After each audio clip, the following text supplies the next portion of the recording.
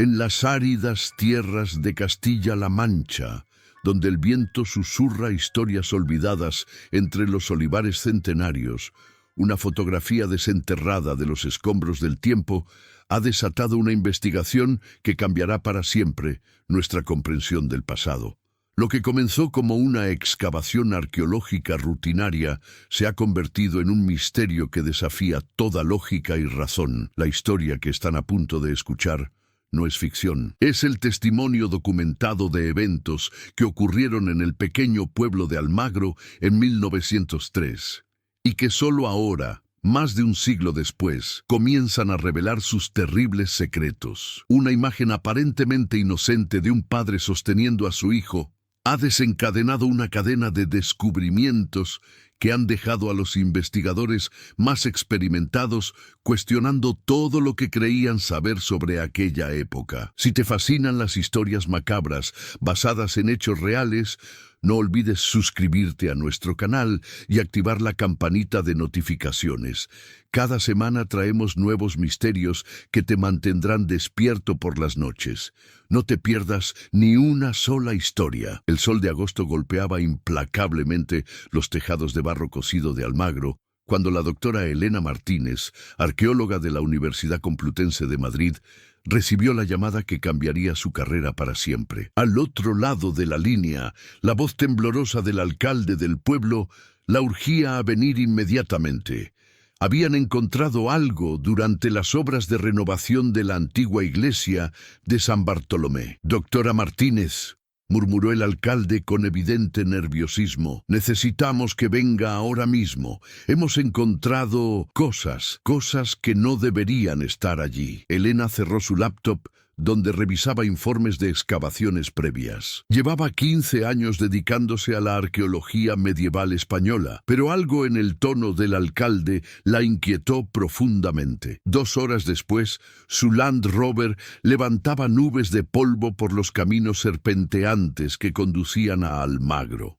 El pueblo parecía suspendido en el tiempo. Las casas encaladas se alineaban como dientes desiguales a lo largo de calles empedradas que habían visto pasar siglos de historia. La Plaza Mayor, con su característica arquitectura de balcones de madera, mantenía el mismo aspecto que había tenido durante el siglo de oro español. Pero había algo diferente en el ambiente.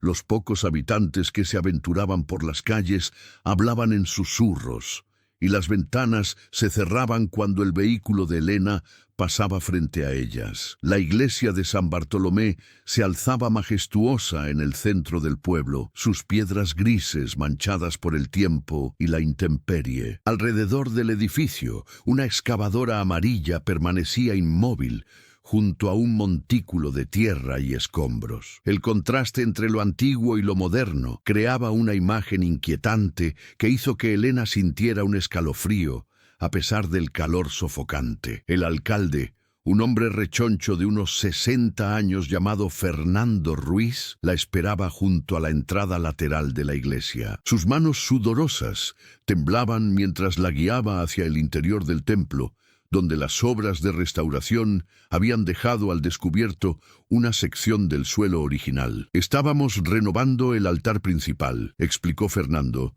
su voz haciendo eco en las bóvedas de piedra. Los trabajadores encontraron una cavidad debajo de las losas. Al principio pensamos que era una cripta común, ya sabe, de alguna familia noble del siglo XVI o XVII, pero cuando bajamos, su voz se quebró. Elena notó que las manos del hombre temblaban más intensamente. ¿Qué encontraron exactamente, señor Ruiz? Mejor que lo vea usted misma, doctora.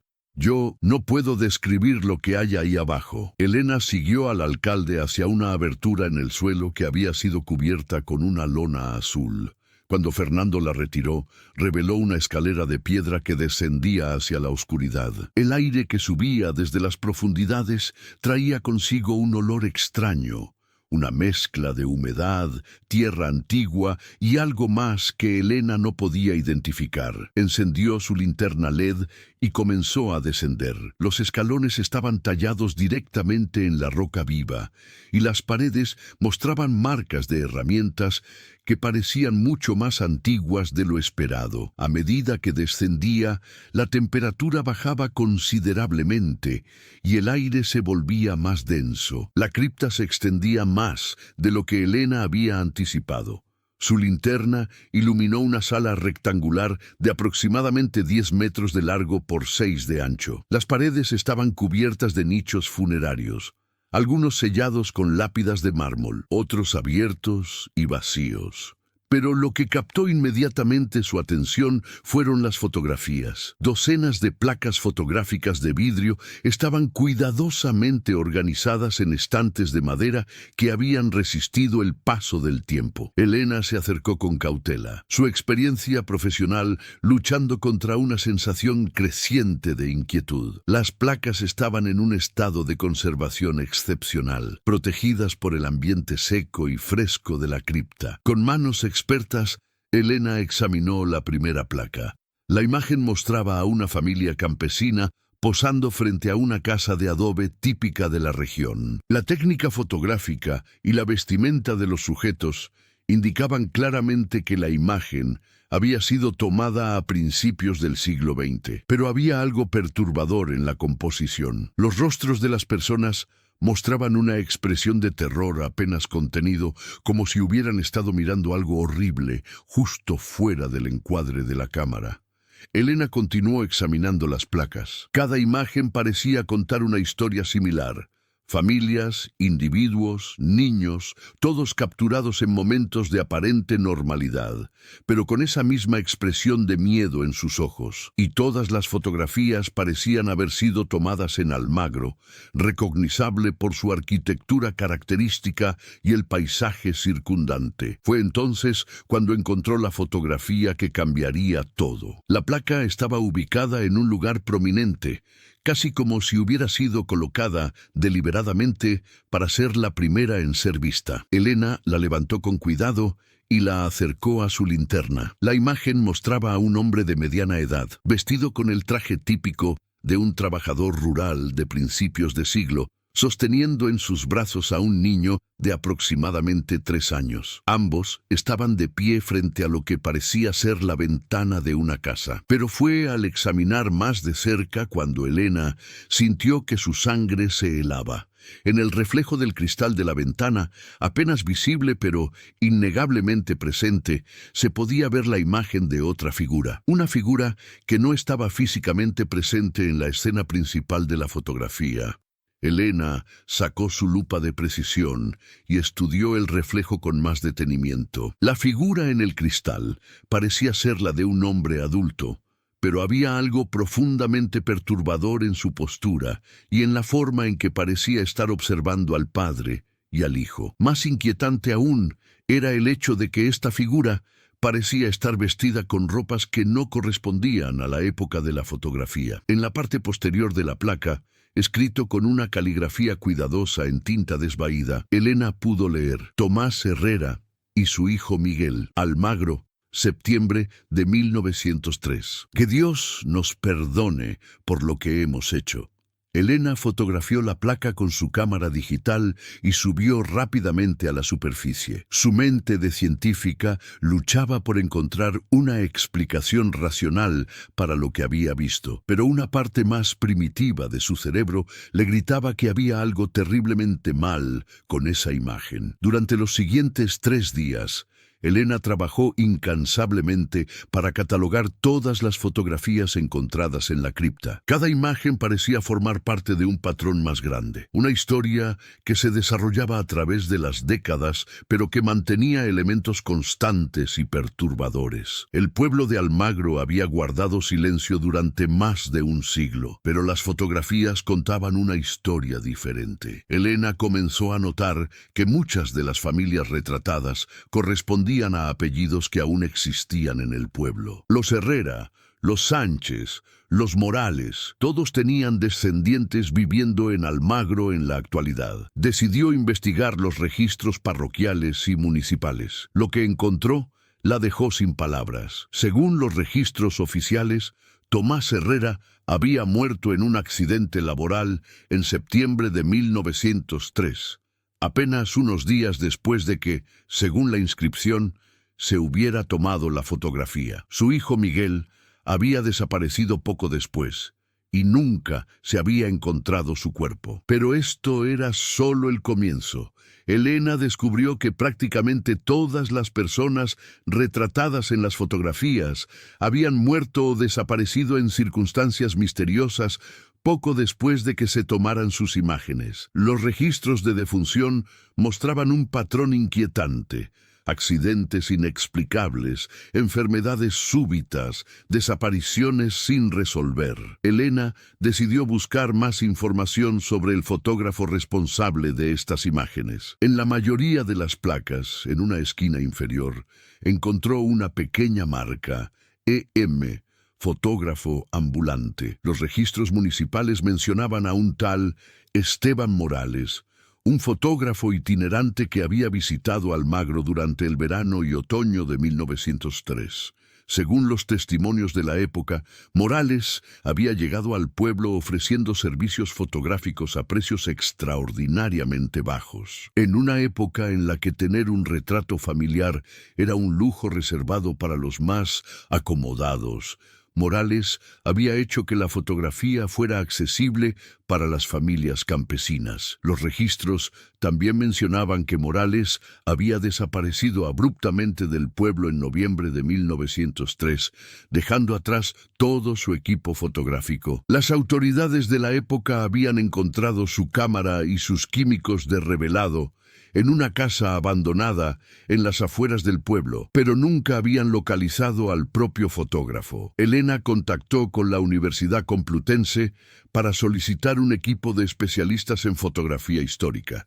Necesitaba confirmar que las imágenes no habían sido manipuladas y entender mejor la técnica utilizada para capturar esos extraños reflejos. El profesor Carlos Vega, uno de los principales expertos en fotografía del siglo XIX y XX en España, llegó a Almagro una semana después, acompañado de dos técnicos especializados en análisis de imágenes históricas. Su primer examen de las placas fotográficas confirmó lo que Elena ya sospechaba. Las imágenes eran auténticas y no habían sido manipuladas. «Es extraordinario», murmuró el profesor Vega mientras examinaba la fotografía de Tomás Herrera y su hijo. «La técnica utilizada es consistente con los métodos de la época, y el tipo de placa de vidrio corresponde exactamente a lo que se usaba en 1903. Pero estos reflejos...» Carlos hizo una pausa, ajustándose las gafas mientras estudiaba el cristal de la ventana con una lupa de alta precisión. «Elena, en mis 30 años estudiando fotografía histórica, nunca había visto nada igual. Es como si hubiera otra realidad capturada en estos reflejos, algo que no debería estar allí según las leyes de la óptica que conocemos». El equipo decidió realizar un análisis más profundo utilizando tecnología moderna. Escanearon la placa a alta resolución y utilizaron software de análisis de imágenes para examinar cada píxel del reflejo. Los resultados fueron aún más inquietantes. La figura en el reflejo no solo estaba vestida con ropa que no correspondía a 1903, sino que su postura y gestos sugerían que estaba interactuando de alguna manera con las figuras principales de la fotografía. Era como si estuviera observando la escena desde un punto ventajoso que no existía en el espacio físico donde se había tomado la imagen. Mientras el equipo técnico continuaba con sus análisis, Elena decidió investigar la historia oral del pueblo. Habló con los residentes más ancianos, aquellos cuyas familias habían vivido en Almagro durante generaciones. Lo que descubrió la estremeció hasta los huesos. Muchos de los ancianos recordaban historias transmitidas por sus abuelos sobre el año de las fotografías malditas. Según estas historias, durante el otoño de 1903, las familias que se habían hecho retratar por el fotógrafo ambulante habían comenzado a reportar experiencias extrañas. Dolores Sánchez, una mujer de 92 años cuya bisabuela había sido una de las retratadas, le contó a Elena una historia que había sido transmitida de generación en generación en su familia. Mi bisabuela, que en paz descanse, me contó que después de hacerse el retrato, comenzó a ver sombras donde no debería haberlas. Susurró Dolores. Sus ojos nublados por las cataratas, pero su voz clara y firme. Decía que podía sentir que alguien la observaba constantemente, especialmente cuando estaba cerca de superficies reflectantes, espejos, ventanas, incluso charcos de agua. Elena sintió un escalofrío mientras escuchaba. ¿Y qué pasó con su bisabuela? Desapareció una noche de octubre. La encontraron 3 días después en el pozo del pueblo. Las autoridades dijeron que había sido un accidente, que se había caído mientras sacaba agua. Pero mi bisabuelo siempre insistió en que ella nunca habría ido sola al pozo por la noche. Tenía demasiado miedo. Historias similares emergieron de otras familias. Elena comenzó a documentar sistemáticamente estos testimonios orales, creando un mapa de eventos que parecía confirmar el patrón que había observado en los registros oficiales. Pero fue durante una conversación con el párroco actual de San Bartolomé que Elena obtuvo la pista más importante de todas. El padre Miguel Rodríguez era un hombre de unos 50 años, que había servido en la parroquia durante los últimos 15 años. Conocía la historia local mejor que nadie, y cuando Elena le habló de su investigación, su expresión se volvió grave. «Doctora Martínez», dijo el padre Rodríguez, «creo que hay algo que debería ver». El padre la llevó a los archivos parroquiales, ubicados en el sótano de la rectoría. Entre los documentos polvorientos y amarillentos, encontró un legajo marcado como año 1903. Asuntos extraordinarios. Elena abrió el legajo con manos temblorosas. El primer documento era una carta fechada el 15 de octubre de 1903, dirigida al obispo de Toledo. La carta estaba firmada por el entonces párroco, el padre Sebastián Morales. Mientras Elena leía, se dio cuenta de que había encontrado la pieza que faltaba en el rompecabezas. El fotógrafo ambulante, Esteban Morales, no era un desconocido que había llegado casualmente al pueblo.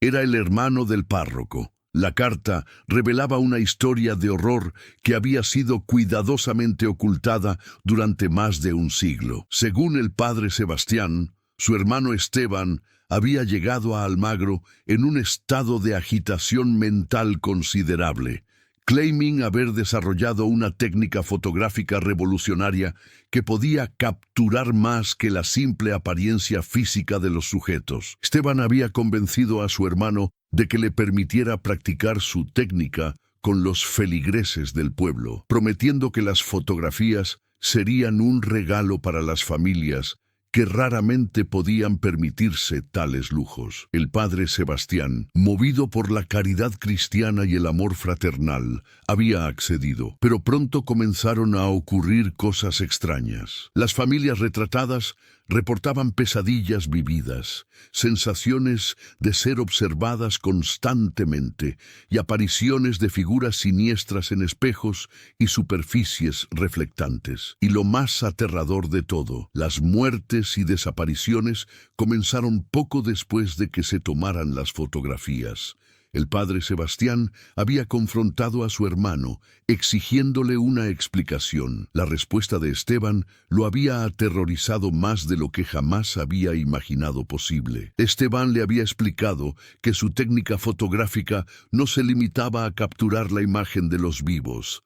De alguna manera, había encontrado la forma de fotografiar también a los muertos, pero no los muertos que descansaban en paz, sino aquellos que permanecían atados al mundo de los vivos por asuntos pendientes, traumas no resueltos o sed de venganza. Según Esteban, estos espíritus fotográficos se adherían a las imágenes de los vivos, usando las fotografías como puentes para influir en el mundo físico. Y una vez que establecían esta conexión, comenzaban a atraer a los retratados hacia su propio reino de sombras y muerte. La carta del padre Sebastián al obispo era una súplica desesperada pidiendo orientación sobre cómo lidiar con lo que él consideraba una forma de brujería o posesión demoníaca. Pero antes de que llegara la respuesta del obispo, Esteban había desaparecido, llevándose consigo el secreto de su técnica diabólica. Elena continuó leyendo los documentos del legajo. Encontró copias de los registros de defunción que ya había visto, pero también cartas de familias desesperadas pidiendo ayuda al párroco, testimonios de testigos presenciales de eventos sobrenaturales y, finalmente, la decisión del padre Sebastián de sellar todas las fotografías en la cripta debajo del altar, esperando que la tierra consagrada pudiera contener lo que su hermano había desatado. El último documento del legajo era una confesión escrita por el propio padre Sebastián, poco antes de su muerte en 1904. En ella, el párroco admitía que había ayudado a su hermano a ocultar los cuerpos de algunas de las víctimas, incluyendo el del pequeño Miguel Herrera.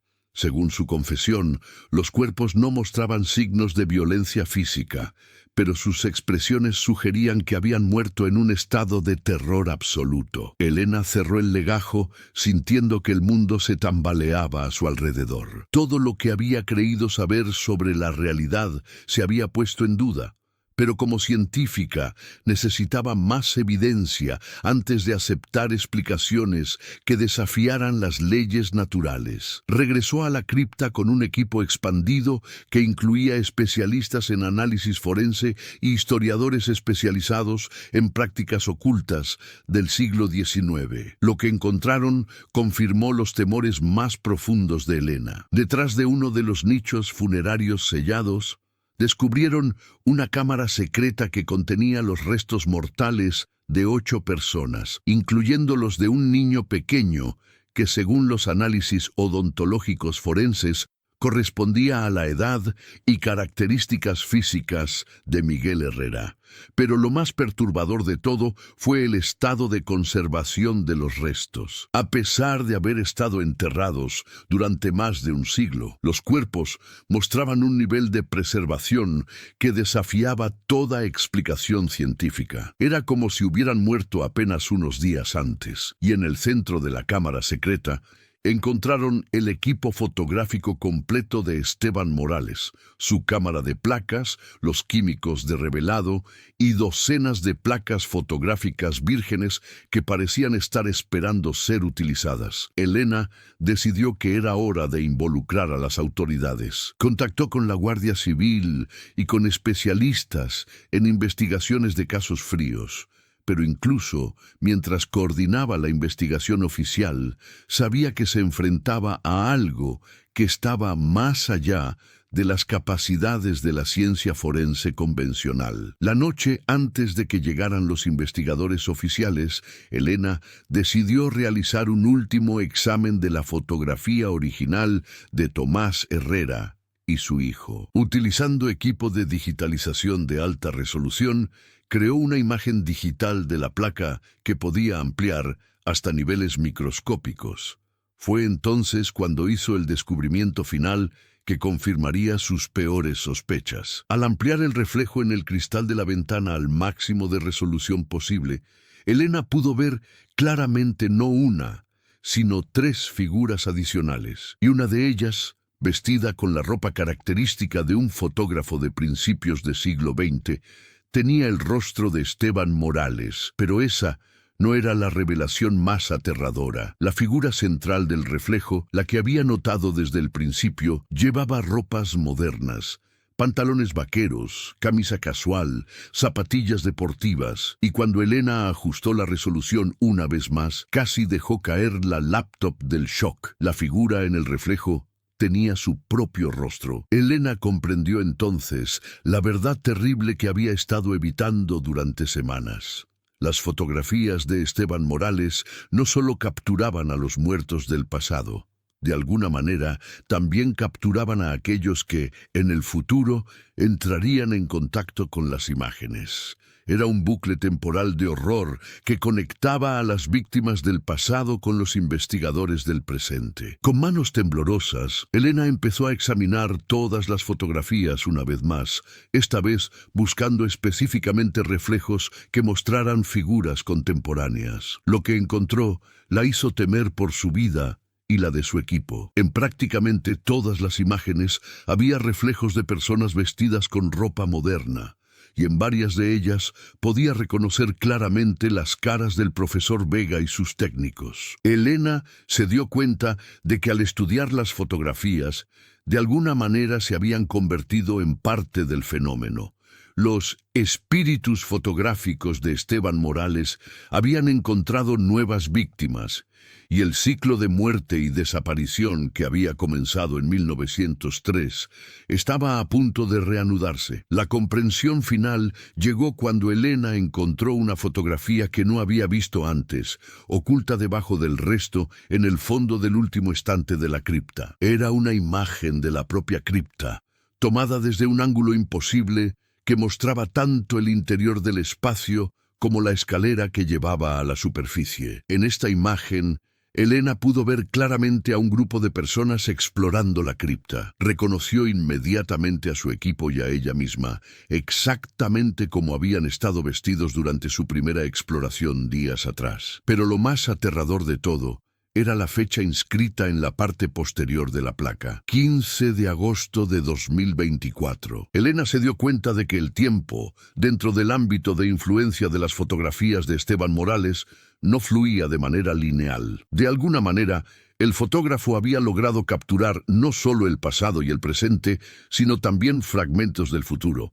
Y todos aquellos que habían sido fotografiados por su técnica diabólica estaban condenados a repetir eternamente el momento de su captura, atrapados en un bucle temporal de horror y muerte. Mientras Elena contemplaba esta revelación final, comenzó a escuchar pasos en la escalera que llevaba a la cripta, pasos que se acercaban lentamente, acompañados del sonido inconfundible de una cámara fotográfica antigua siendo preparada para tomar una imagen. Elena comprendió que era demasiado tarde para escapar. El fotógrafo ambulante de Almagro había regresado después de más de un siglo y había encontrado nuevas víctimas para su colección macabra de almas atrapadas en placas de vidrio. La luz del flash iluminó la cripta una última vez, capturando para la eternidad el momento del terror absoluto de Elena. Y en algún lugar del tiempo y el espacio, una nueva placa fotográfica se materializó en los estantes de la cripta, mostrando la imagen de una arqueóloga en el momento de su última respiración. Los trabajadores de construcción que encontraron los cuerpos de Elena y su equipo 3 días después, reportaron que todos habían muerto aparentemente sin causa externa, pero sus rostros mostraban expresiones de terror indescriptible. Las fotografías de la cripta fueron selladas una vez más por las autoridades, clasificadas como evidencia en una investigación que nunca sería resuelta. Pero en las noches silenciosas de Almagro,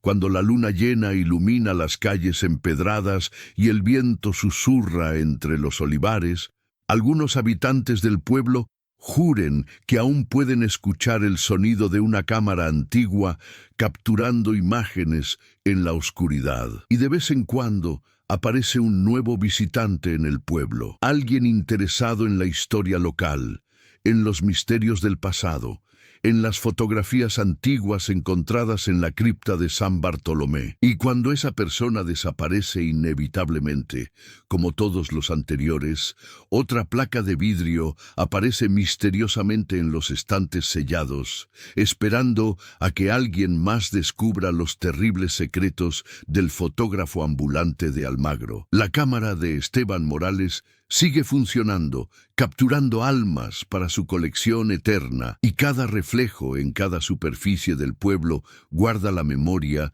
de aquellos que se atrevieron a mirar demasiado profundamente en los secretos del pasado. En Almagro, algunos misterios es mejor dejarlos sin resolver. Algunas fotografías es mejor no mirarlas. Y algunos reflejos es mejor no intentar comprenderlos, porque una vez que te ven, ya es demasiado tarde para escapar.